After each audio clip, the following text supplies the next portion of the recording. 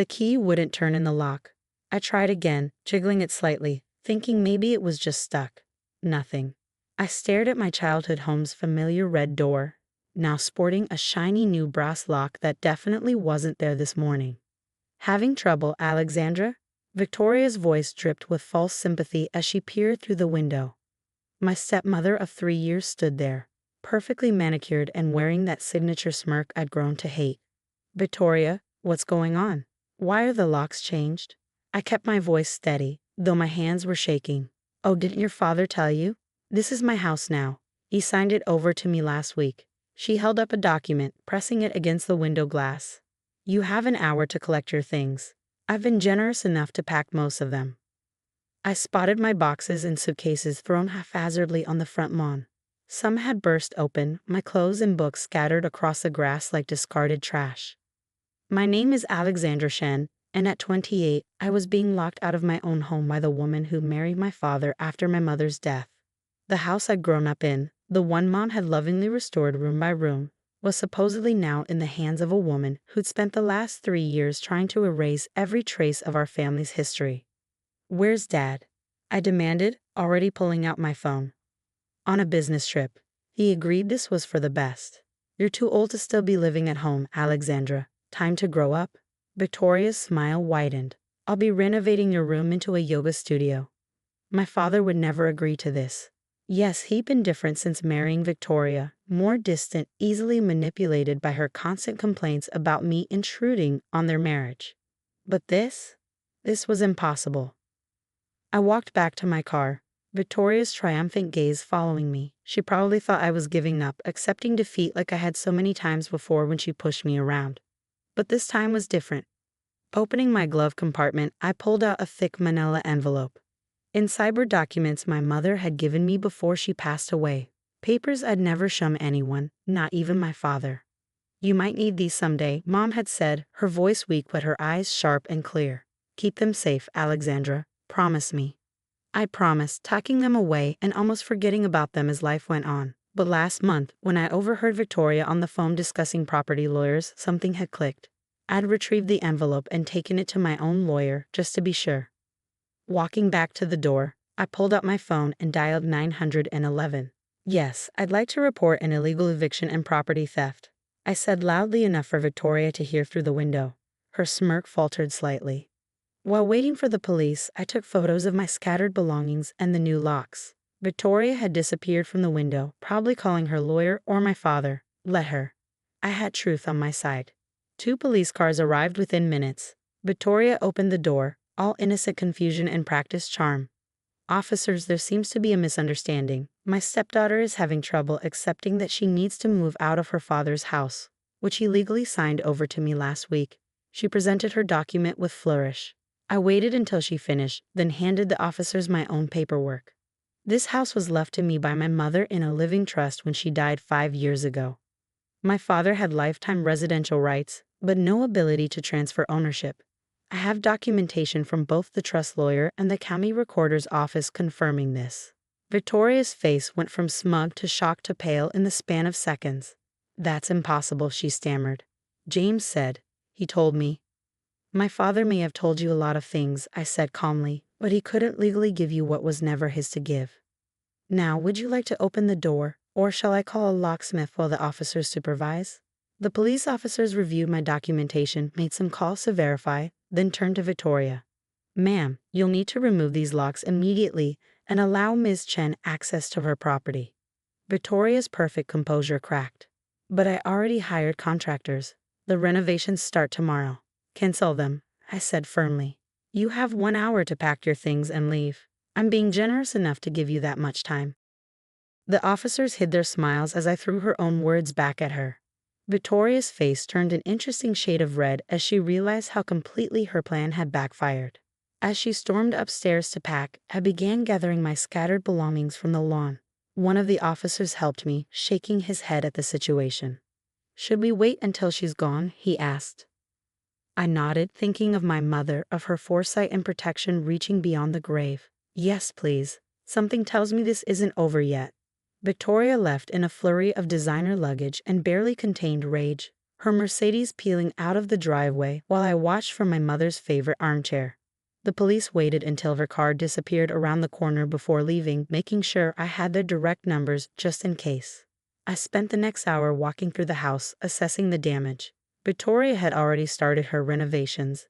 My mother's carefully chosen wallpaper in the hallway had been stripped, family photos removed from walls, and several pieces of furniture were tagged with NEEN, DONAT stickers. My phone buzzed continuously, missed calls and angry texts from Victoria, which I ignored. But when my father's name flashed on the screen, I took a deep breath and answered. Alexandra, what do you think you're doing? His voice was tight with anger. Victoria called me in tears. How dare you humiliate her like this? How dare I? I felt something snap inside me. How dare you, Dad?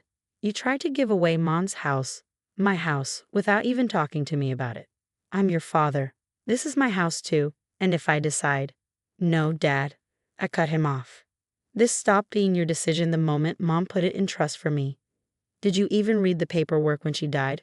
Or did you just let Victoria convince you that you could do whatever you wanted? Silence on his end, then quieter. Your mother would have wanted. Don't. My voice shook. Don't you dare tell me what Mom would have wanted. She wanted me to have security, to have a home that couldn't be taken away. That's why she set up the trust. I heard him sigh heavily. Look, Princess, I know Victoria can be difficult, but she's my wife now, and we need to make this work. Maybe we can come to some arrangement. The only arrangement, I said firmly, is that you can continue living here, as Mom intended, if you understand that this is my house. Victoria is not welcome to make any changes without my permission, and if that doesn't work for you, you're free to move out and live with her somewhere else. He started to protest, but I ended the call. My hands were shaking as I set the phone down. Standing up to my father had never been easy, but watching him turn into Victoria's puppet over the past 3 years had been harder. The doorbell rang. Through the window, I saw Victoria's daughter Megan standing on the porch, looking uncomfortable. Unlike her mother, Megan had always been decent to me, though we weren't close. Hey, she said when I opened the door. I found these in Mom's car. She held out a stack of photo albums. The ones that had gone missing from our family room months ago. I thought he might want them back. I took the albums, touching the familiar worn covers. Thank you, Megan. Would you like to come in? She shook her head. I can't. Mom would freak. But she hesitated. I wanted you to know that I heard her on the phone last week, talking to her lawyer about selling the house once it was in her name. She was going to kick both you and James out eventually. My stomach turned. Of course, Victoria had bigger plans. The yoga studio story was just the beginning. Does Dad know? Megan shrugged. Mom tells him whatever she wants him to believe. Listen, I should go, but she pulled something else from her bag, a small notebook. I found this while helping Mom pack. It looks old, might be important. I opened the notebook and felt my heart stop. It was my mother's garden journal, the one that had disappeared right after she died. Each page was filled with her handwriting, sketches of her beloved garden, pressed flowers, and notes about each plant's meaning. Thank you, I whispered, clutching the journal. This means a lot. After Megan left, I sat in the garden Mom had lovingly tended, reading through her journal. The last entry was dated just weeks before she died. Alexandra will understand these flowers better than anyone. The house will protect her, and the garden will remind her she's stronger than she knows. My phone buzzed again. Another text from Victoria. This isn't over. Your father will choose me over you. I looked at Mom's journal, then at the trust documents on the table beside me. Victoria was right about one thing. This wasn't over, but she had no idea who she was really fighting. This wasn't just about a house anymore. It was about protecting everything my mother had worked to preserve. I typed a quick response. You're right.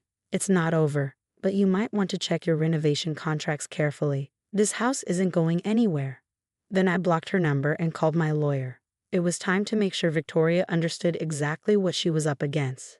The next morning, I woke to the sound of a moving truck rumbling up our driveway. Victoria stood directing movers toward the house, my father hovering anxiously beside her. Just the antique pieces, she called out, pointing to my mother's cherished furniture. Everything else can go to donation. I opened the front door before they reached the porch.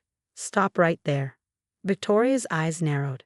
James, tell your daughter to stop being difficult. We're just taking a few things to our new apartment until this situation is resolved. These pieces belong to the house, I said firmly, holding up a document. They're listed in the trust inventory. Nothing leaves this property without my permission. My father stepped forward, his face pleading. Princess, be reasonable. Victoria and I need some furniture for our temporary place. Then buy some, I replied. These pieces stay. Victoria's face turned an interesting shade of red. James, are you going to let her talk to us like this? Do something. But my father's eyes had caught something behind me. His face went pale. Standing in the doorway was my mother's sister, Aunt Diana, along with my lawyer. Hello, James, Diana said coolly. Going somewhere with my sister's antiques? Victoria's head whipped between them. Who are you? James, who is this? I'm the trust co-executor, Diana replied, and you must be Victoria. We haven't met, but I've heard all about your renovations plans. The moving truck driver approached, looking uncomfortable. Ma'am, should we start loading, or? No, my lawyer interjected. In fact, I suggest you leave now. Any removal of items from this property without the trust owner's permission would constitute theft. Victoria grabbed my father's arm. James, tell them you gave me permission. He can't, Diana said. He never had the authority to give permission. Now, I suggest you both leave before we need to involve the police again. The movers quickly departed, leaving Victoria and my father standing in the driveway. Victoria's perfect composure had completely crumbled. This is ridiculous, she shrieked. James, we can fight this. Call your lawyer. My father looked lost, his eyes moving between Victoria and the house he'd shared with my mother for 20 years. For the first time, he seemed to really see Victoria, not as the charming woman who'd swept him off his feet after his grief, but as someone who tried to take everything his late wife had built. No, he said quietly, no more fighting. Victoria's jaw dropped. What? I said no. His voice grew stronger. Alexandra is right. This was Margaret's house, and now it's hers. I was wrong to try to change that. You weak, pathetic. Victoria's words dissolved into incoherent anger. She stormed to her car, engine roaring to life. This isn't over, she screamed through the window before speeding away. My father stood in the driveway, looking older and smaller than I'd ever seen him. I'm so sorry, he whispered. Your mother? She would be so disappointed in me. Come inside, Dad, I said softly. We need to talk. Over coffee in the kitchen where Mom had taught me to bake, where we'd shared countless family meals, my father broke down. He told me how Victoria had slowly convinced him that selling the house would help him move on, how she'd manipulated his grief and guilt into weapons against his own daughter. I'll move out, he said, staring into his coffee, find my own place. You shouldn't have to deal with me after what I did. No, I replied, thinking of Mom's trust provisions. This is your home too. She wanted you to stay here. But things need to change. Later that evening, after Dad had gone to his room, Aunt Diana helped me go through Mom's garden journal. Among the pressed flowers and planting notes, we found something else. Letters Mom had written to me in her final months, full of advice, love, and strength. Your father will lose his way for a while, one letter read. But the man I loved is still in there. The house will shelter you both until he finds himself again. 6 months later, the garden blooms just as Mom planned it. Dad spends his weekends helping me restore what Victoria tried to change, slowly finding his way back to himself. We heard she moved to another state, already married to someone new. Sometimes sitting in Mom's garden, I can almost hear her voice in the rustle of leaves. You're stronger than you know, Alexandra. The house was never just about property. It was about preserving love, memories, and the courage to stand your ground. She was right as always. This house isn't just walls and furniture. It's a legacy of strength, passed from mother to daughter. And now, it's my turn to protect it. My name is Maria, and I live in Austin, Texas. Life hasn't always been easy, but I've had my mom, Karen, by my side through everything. When I was 6 years old, my dad passed away unexpectedly. Losing him was the hardest thing I'd ever experienced as a child, and it left a gaping hole in our small family. My mom stepped up in ways I can never fully explain. She worked tirelessly, sometimes taking on 2 or 3 jobs, just to make sure I had what I needed: food, clothes, and even some little luxuries to make me feel normal. She was my hero, and for a long time, it was just the 2 of us against the world. Then, when I was 13, my mom met Michael. He seemed like a dream at first, kind, attentive, and so good to my mom. He even treated me well, showering me with compliments and little gifts. I remember thinking how lucky we were to have him in our lives. My mom deserved to be happy, and for a while, I believed Michael was the one who could give her that happiness. But things changed. A year or so after they got married, Michael started to show a different side of himself, at least to me. He began insisting I take on part-time jobs, saying it was to teach me responsibility. At first, I didn't mind. I wanted to contribute.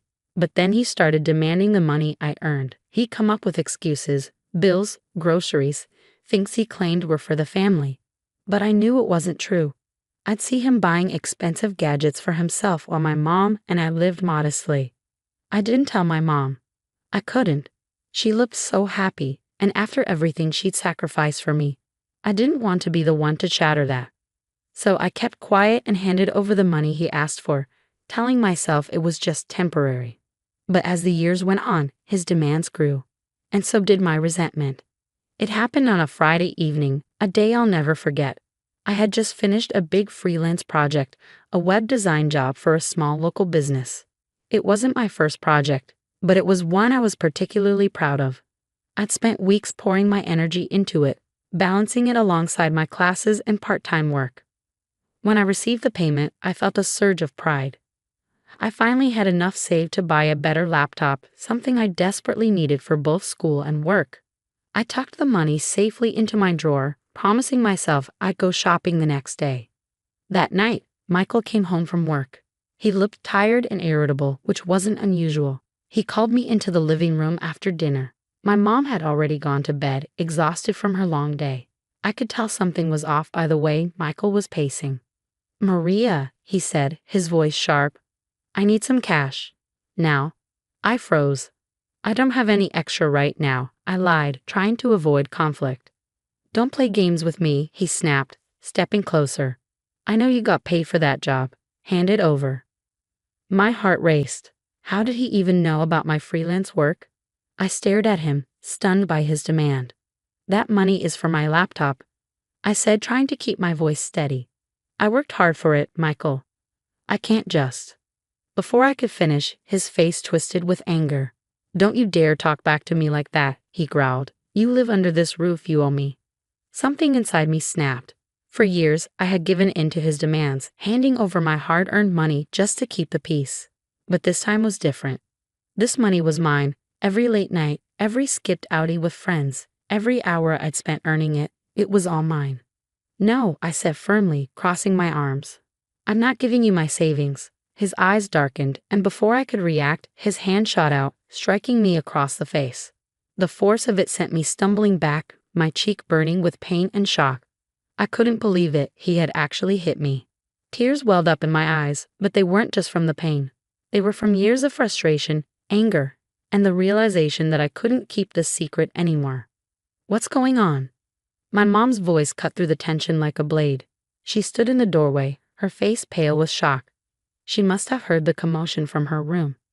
"Karen, stay out of this," Michael said, his voice shaking as he tried to regain control. But my mom wasn't having it. She rushed to my side, her eyes darting between my tear-streaked face and Michael. "What did you do to her?" she demanded, her voice trembling with fury. "She's disrespecting me, Karen," Michael stammered. Get out," my mom interrupted, her voice ice-cold. "What?" Michael's bravado faltered. "I said, get out of my house," she repeated, stepping closer to him.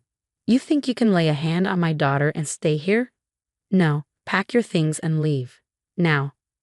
Michael tried to argue, tried to explain, but my mom wasn't listening. She was done. She turned to me, gently touching my cheek. "Are you okay?" she asked softly. I nodded, though my voice caught in my throat. "Go to your room," she said. "I'll handle this." I didn't argue. As I climbed the stairs, I could hear my mom's voice, firm and unyielding, as she made it clear that Michael was no longer welcome in our lives. For the first time in years, I felt a glimmer of hope. It wasn't over yet, but something had shifted. My mom saw the truth, and she chose me. She chose us. And that was enough to give me the strength to move forward. A few days after Michael left, life felt lighter, freer. My mom and I were finally beginning to settle into a new rhythm without him. The tension that had lingered in the house for years had evaporated, and for the first time in a long while, I felt like I could breathe. Then my birthday came around, a day that was supposed to be about celebration and fresh starts. My mom had planned a small gathering with a few close friends and family. It was nothing extravagant, just a cozy dinner at home with people who cared about me. I was genuinely excited, ready to celebrate this new chapter of my life. The evening started beautifully. My mom cooked my favorite dishes, and a few friends brought a cake. The house was filled with laughter, the kind that had been absent for far too long. For a moment, everything felt perfect. But then the doorbell rang. "I'll get it," I said, thinking it was another friend arriving late. But when I opened the door, my heart dropped. There he was, Michael. He looked disheveled, his eyes darting nervously as he clutched a bouquet of wilted flowers. "Maria," he said, his voice unusually soft, almost pleading. "What are you doing here?" I asked, my voice firm but shaky. "Please just let me talk to your mom," he said, glancing over my shoulder. "I need to see her." "No," I said, standing my ground. "You shouldn't be here." The commotion drew my mom to the door. The moment she saw Michael, her face hardened. "What do you want?" she asked coldly, stepping protectively beside me. "Karen, please," Michael began, his voice cracking. "I made a mistake. I messed up. I need you. I need us." His sudden vulnerability felt rehearsed, insincere. My mom didn't flinch. "You hurt my daughter," she said, her voice steady. "There's no coming back from that, Michael." "Karen, please," he begged, his tone growing desperate. I was angry. I wasn't thinking straight. "I'm sorry. Just give me another chance." I could feel my chest tighten as he spoke. For a brief second, I worried my mom might give in. She had always been forgiving, always wanting to see the best in people. But then she turned to me, and the look in her eyes was unshakable. "You don't get to come back here," she said, her voice rising. "You don't get to hurt my daughter and think you can fix it with an apology. We are done, Michael. Leave." "Karen, please," he said, his voice breaking. "I have nowhere else to go." "Not my problem," my mom snapped. "You made your choices, Michael. Now live with them." When he didn't move, my mom stepped forward, her tone sharp as steel. "If you don't leave right now, I will call the police. This is Maria's birthday, and you have no place here." Michael's face fell. He looked at me, then back at my mom, as if searching for some sliver of hope. But he found none. Without another word, he turned and walked away, his shoulders slumped in defeat. As the door closed behind him, I felt a weight lift from my chest. My mom pulled me into a tight hug, her hand resting on my back. "I'm so sorry you ever had to go through that," she whispered, "but I promise you, he's gone for good." In that moment, I realized just how much my mom loved me, how far she was willing to go to protect me. Michael was out of our lives, and I finally felt safe. More than that, I felt seen. For the first time in years, I knew we were truly a team. After that night, it was like a new chapter had finally begun. Michael was gone for good, and my mom and I could focus on rebuilding our lives together. The house felt different, lighter, warmer, and safe. I didn't realize just how much tension I had been carrying until it wasn't there anymore. The first thing I did was buy the laptop I'd been saving for. It wasn't just a purchase. It was a symbol of my hard work and the life I was building for myself, free from anyone else's control. Sitting at my desk that evening, setting it up, I felt a surge of pride. That laptop represented my independence, my ability to stand up for myself, and my future. My mom and I grew closer than ever after that. We talked more about Michael, about the years we both silently endured his manipulation, and about how we wouldn't let anyone else take advantage of us again. Those conversations were hard, but they were healing. My birthday, despite the chaos Michael brought to it, became a turning point. My friends stayed late that night, filling the house with laughter and support. One of them even joked, "This is the best kick out the toxic guy party ever." We all laughed, and it felt good to find humor in what had once felt so heavy. As the weeks turned into months, my life began to take on a new rhythm. I threw myself into my freelance work, taking on more projects that challenged and excited me. I even started teaching myself new skills, thinking about turning my side hustle into a full-time business one day. My mom, too, found new strength. She joined a support group for single parents, reconnecting with old friends and finding a sense of community. Watching her smile and laugh again was the best gift I could have asked for. There were still moments of doubt, of course, fleeting thoughts about what could have been or worries about the future, but those moments didn't last long.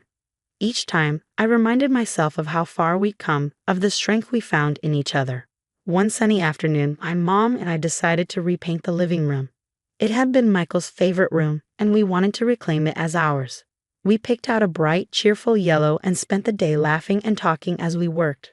By the time we were done, the room felt like a reflection of us, vibrant, strong, and full of life. Now, every time I walk into that room, I feel a sense of pride, not just in the fresh paint or the new decor, but in the life my mom and I have rebuilt together.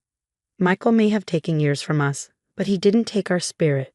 We're stronger now, not because of him, but despite him.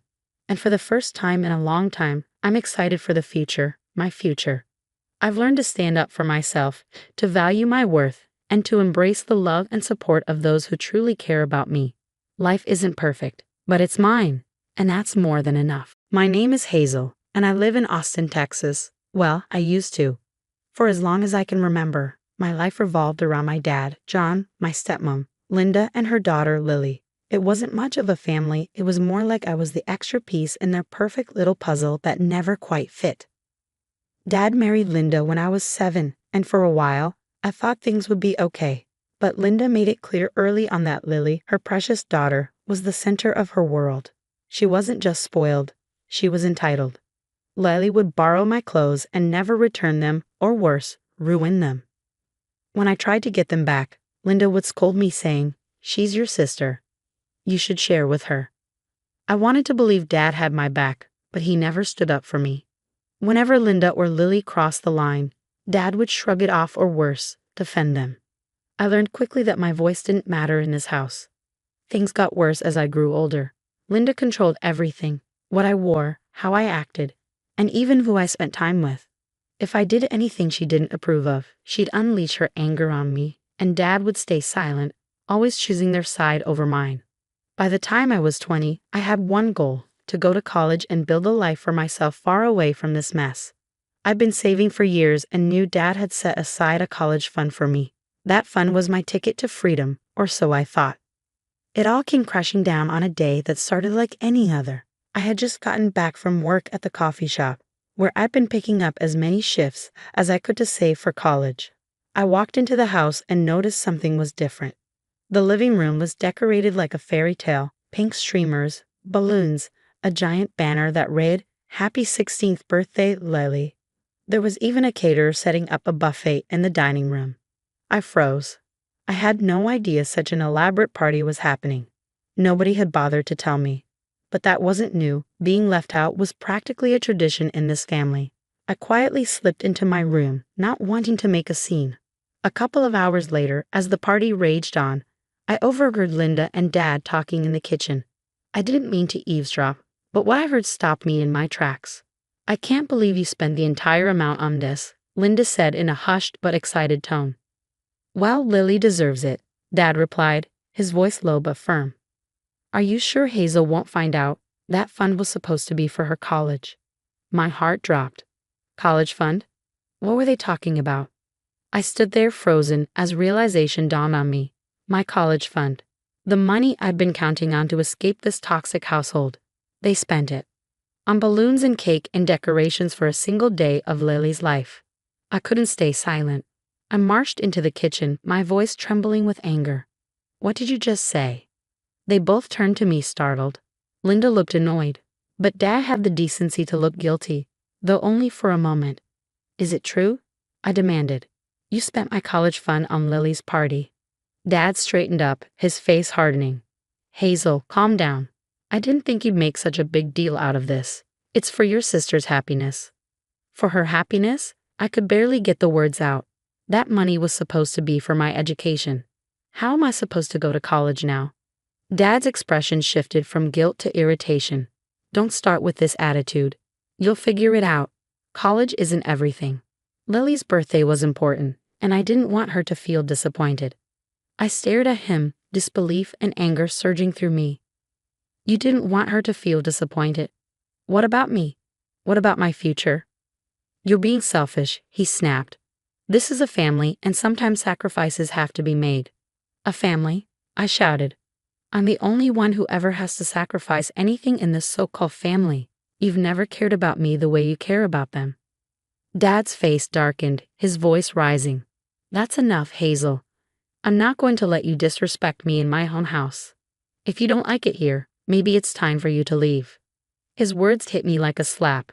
My chest felt tight, and tears blurred my vision. For a moment, I stood there stunned. Then I realized he wasn't just angry, he meant it. He was choosing them again, over me. I turned and walked out, slamming the door to my room behind me. I didn't pack much, just a backpack with a few clothes, my laptop, and what little money I had saved. As I walked out the front door, I looked back one last time. Nobody came after me. That night, I slept on a friend's couch, feeling a strange mix of pain and relief. I had lost everything I thought I could count on, but I also knew one thing for sure. I was done being their scapegoat. For a while after I left, I thought the pain of losing my family would break me. It wasn't just about the college fund. It was the betrayal, the confirmation that I had never really been part of that family. My dad had made his choice, and it wasn't me.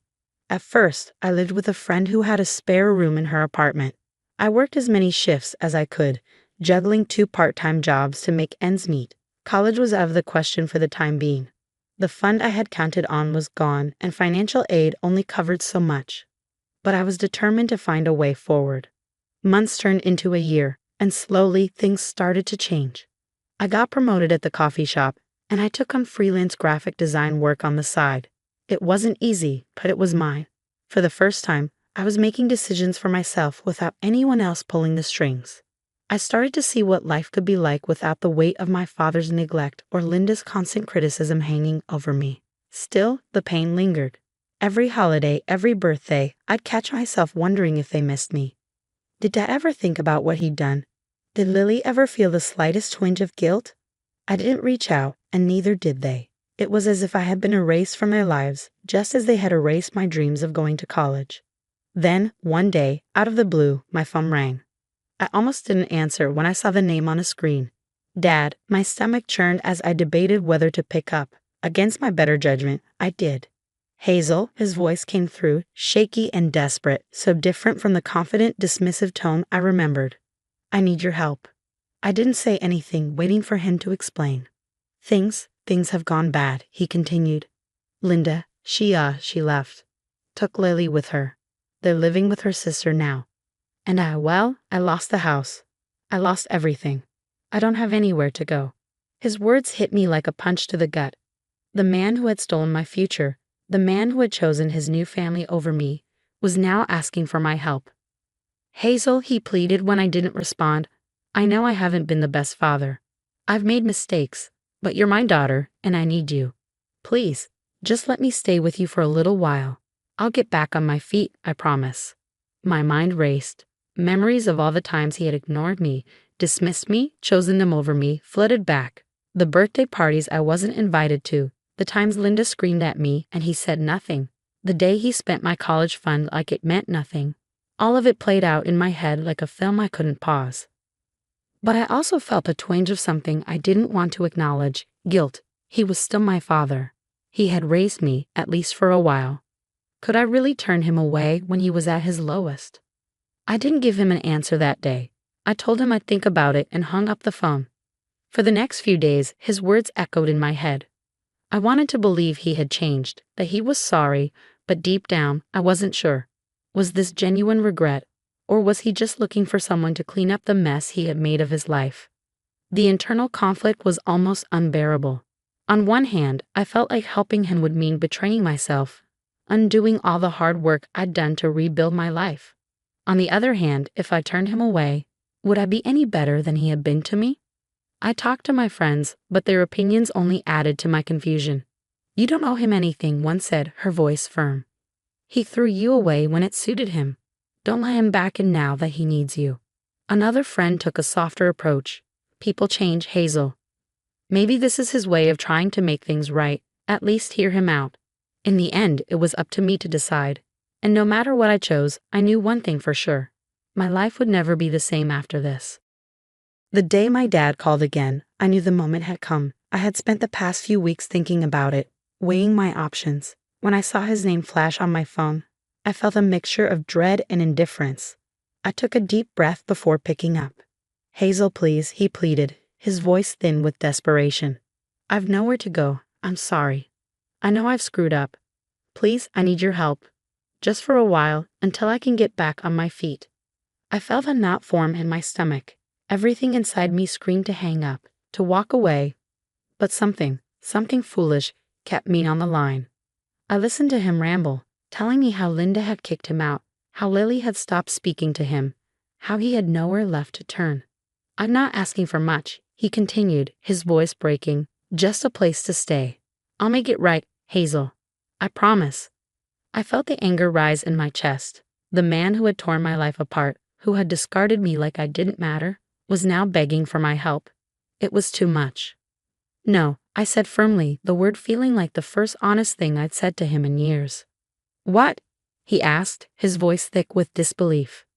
I said no, I repeated, my heart pounding in my chest. "I don't owe you anything, Dad. Not anymore." He fell silent on the other end of the line, and for a moment, I thought he might understand.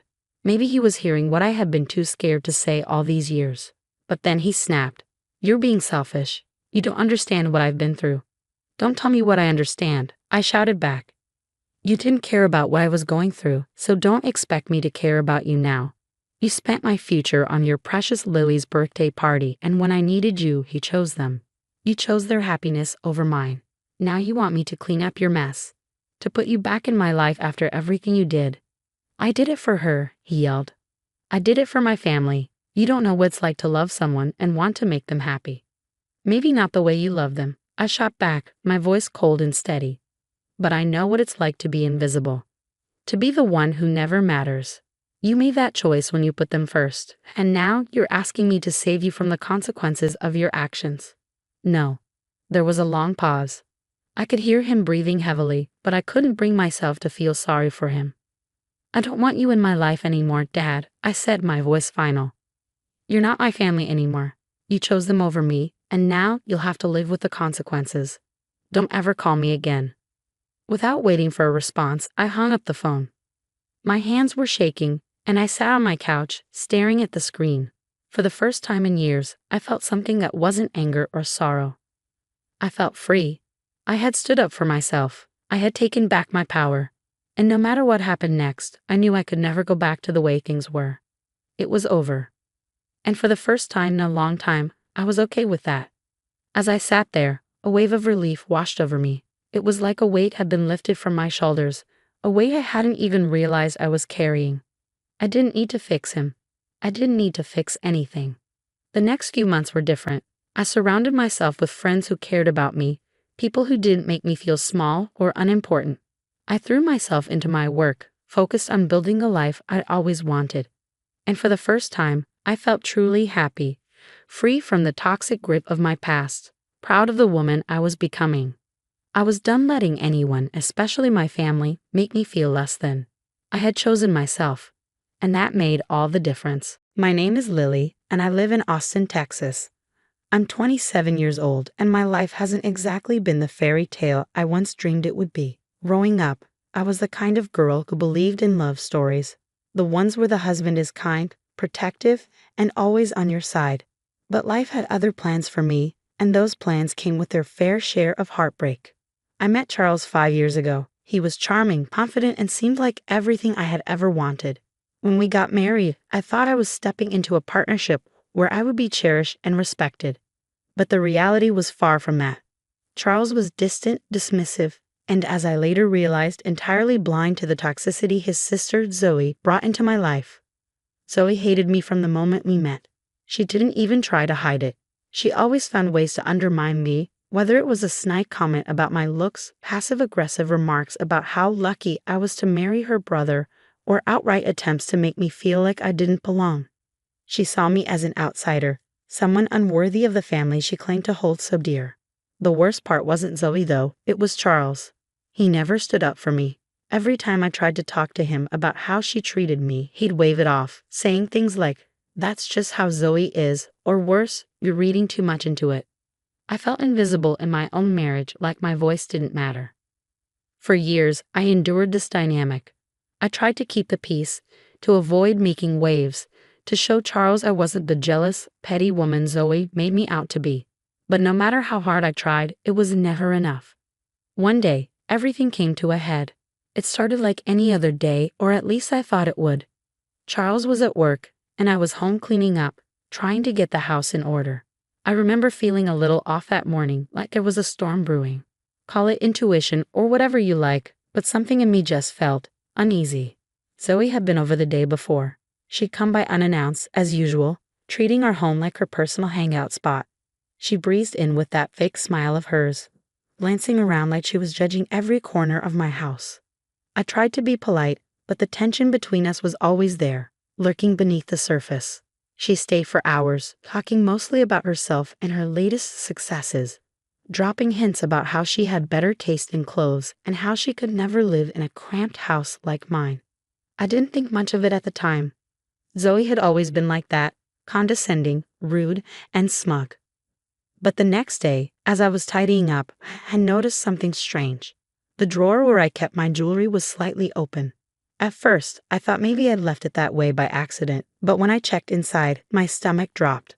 My favorite earrings were gone, simple gold ones that Charles had given me on our first anniversary. I kept searching and realized more things were missing. A bracelet my mom had given me, a necklace, and even some cash I'd stashed in the same drawer. I tried to stay calm, but as I kept looking, I realized the missing items didn't stop there. In the closet, a new dress I had just bought, one I hadn't even worn yet, was gone too. My mind was racing, and all the pieces started coming together.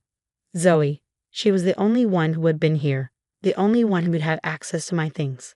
When Charles came home that evening, I tried to approach the subject carefully. I waited until after dinner, hoping to have a calm, reasonable conversation. "Charles," I said, "I need to talk to you about something. I think Zoe stole from me." I'll never forget the look on his face.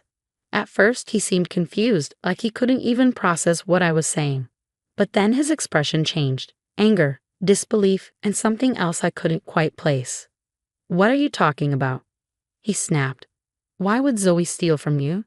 She doesn't need your stuff." I tried to explain, to walk him through everything I had found, or rather, hadn't found, but he wouldn't even listen. He cut me off mid-sentence, his voice rising with every word. "How dare you accuse her like this? You're always jealous of her, always trying to find something to blame her for. She works hard, she earns her own money. Why the hell would she want your cheap jewelry or your stupid dress?" His words hit me like a slap. Cheap jewelry, stupid dress. As if the things that were stolen didn't matter just because they weren't expensive. As if my feelings didn't matter. I tried to stay calm, to reason with him, but he was relentless. "You know what your problem is?" he shouted. "You can't stand Zoe because she's better than you. That's what this is about. You're petty and insecure, and honestly, I'm sick of it." By then, I was in tears. I couldn't believe what I was hearing. The man I married, the man who was supposed to love and protect me, was tearing me apart over his sister, the same sister who had done nothing but treat me like dirt. I stood there, stunned and shaking, as he delivered the final blow. "If you're going to keep accusing my family of this nonsense, maybe you shouldn't be here at all. I think you should leave." I froze. "What?" I whispered, barely able to get the word out. "You heard me," he said coldly. "Pack your things and go. I'm done with this." And just like that, my world came crashing down. I packed a bag that night, still reeling from what had happened, and left the home I had built with Charles. As I walked out the door, I glanced back one last time, hoping he might stop me, might realize what he was doing. But he didn't. He just stood there, watching me leave, his face hard and unyielding. It had been a year since Charles kicked me out. At first, I was lost, devastated, and struggling to figure out how to move forward. I stayed with a friend for a while, barely sleeping, barely eating, replaying that horrible night in my mind over and over again. How could the man I married, the man I thought loved me, choose his toxic, selfish sister over me? But life has a funny way of forcing you to adapt. Slowly, I started picking up the pieces. I found a small apartment, nothing fancy, but it was mine. I got a new job, threw myself into work, and started building a life that didn't revolve around pleasing someone who didn't appreciate me. It wasn't easy, but every little step forward felt like a small victory. Meanwhile, I heard bits and pieces about Charles and Zoe through mutual acquaintances. Apparently, everything was just fine, at least on the surface. Zoe was still her overconfident, smug self, flaunting her supposed successes, and Charles was still her biggest cheerleader. I tried not to think about them, but sometimes the bitterness crept in. I wondered if they ever thought about what they did to me, if they ever regretted it. Then, one day, out of the blue, my phone rang. It was Charles. I stared at the screen for a long time before answering. I wasn't sure why he was calling, but curiosity got the better of me. "Hello," I said cautiously. His voice was shaky, almost unrecognizable. "Lily, I need your help." I couldn't believe what I was hearing. This was the same man who had thrown me out of our home, who had called me jealous and insecure, who had chosen his sister over me without a second thought. And now he was asking for my help. "Why are you calling me, Charles?"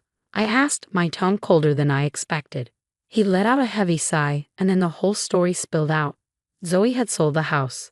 The same house he had kicked me out of. She had taken all the money and disappeared without a word. He had no idea where she was, and now he was drowning in debt, facing loan payments he couldn't handle on his own. "I have nowhere to go," he said, his voice breaking. "I don't know what to do." For a moment, I was speechless. The audacity of it all. After everything he had put me through, after all the pain and humiliation, he had the nerve to come crawling back to me because his precious sister had betrayed him. "I'm sorry you're going through this," I said finally, my voice steady. "But I don't see how this has anything to do with me." "Please, Lily," he begged. "I made a mistake. I see that now. I should have listened to you. I should have stood up for you. I was wrong about Zoe, about everything. Just, please. I need a place to stay, just for a little while. I promise I'll make it up to you." I could feel the anger bubbling up inside me, years of suppressed frustration rising to the surface. "Charles," I said, my voice firm, "you didn't just make a mistake. You destroyed us. You chose your sister over your wife, you humiliated me, and you kicked me out of my own home. And now that she's done to you what she's been doing to me all along, you want me to save you." "No." "Lily, please," he said again, but I cut him off. "No," I repeated. "You made your choice, Charles. You chose her. So go find her. Maybe she'll let you sleep on her couch. Oh wait, that's right. She took everything from you, just like she tried to take everything from me. You're on your own now, and you have no one to blame but yourself." There was a long silence on the other end of the line. Finally he whispered, "I deserve this, don't I?" I didn't answer right away. I wasn't sure if he was looking for sympathy or absolution, but I didn't have any left to give. "You do," I said simply. "And I hope you use this time to reflect on what you've done. But don't call me again, Charles. I'm done." Before he could say another word, I hung up the phone. Then I blocked his number. I sat there for a long time afterward, my heart racing. Part of me felt angry, even sad, but another part of me felt something I hadn't felt in a long time: freedom. For the first time, I realized I didn't owe Charles anything, not my time, not my energy, and certainly not my forgiveness. He had made his bed, and now he had to lie in it. When I hung up the phone after Charles begged for my help, I thought that was the end of it, but a few days later, he showed up at my apartment. I wasn't expecting him, and honestly, seeing his face after all that time made my stomach twist. He looked terrible, disheveled, thinner, with dark circles under his eyes. A far cry from the arrogant, self-assured man who had tossed me aside like I meant nothing. "Lily," he started, his voice soft, almost pleading, "please, just hear me out." I folded my arms across my chest, leaning against the doorframe. "You have 5 minutes," I said, keeping my voice steady, though my heart was pounding. He launched into the same story he told me on the phone. How Zoe had betrayed him. How she'd sold the house, drained their joint accounts, and disappeared without so much as a goodbye. He admitted he was broke, drowning in debt, and desperate for a place to stay. "I know I don't deserve your kindness," he said, his voice cracking, "but I have no one else to turn to." I looked at him, really looked at him, and for a brief moment I saw a glimmer of the man I used to love. The man I thought he was when we got married. But that glimmer wasn't enough to erase everything he had done to me. The betrayal, the humiliation, the pain of being discarded so easily, all of it came flooding back, and with it came a clarity I hadn't had before. "Do you even hear yourself?" I said, my voice rising. You stood there a year ago and accused me of being jealous, of being petty, of making up lies about your sister. You called my things worthless, and then you threw me out like I was nothing. And now, because she did to you what I tried to warn you about, you think you can just waltz back into my life and expect me to fix everything for you. Lily, I know I was wrong, he said, his eyes pleading. I was blind, and I didn't see what Zoe really was. But I've learned my lesson. Please, I'm begging you. I shook my head, tears stinging my eyes, not from sadness, but from anger, from the sheer audacity of him showing up here, asking for my help. You don't get to beg me, I said firmly. You don't get to come back into my life after destroying it and expect me to save you. You chose her over me, Charles. You chose her. So go to her. Oh wait, you can't, because she kicked you out, didn't she? Just like you kicked me out. He opened his mouth to speak, but I didn't let him. You know what? I'm glad this happened to you. I'm glad karma finally caught up with you. You deserve every bit of this. But I am done being your safety net. You're not my problem anymore. I stepped back, ripping the door as I prepared to shut it. Go live with Zoe, I said, my voice cold. She's better than me, right? Isn't that what you said? Well, let her deal with you now. Goodbye, Charles. And with that, I slammed the door in his face. My hands were shaking, my heart pounding, but I felt something I hadn't felt in years. Power. For the first time, I wasn't the one being pushed aside, silenced, or blamed. I had stood up for myself, and it felt good. No, it felt amazing.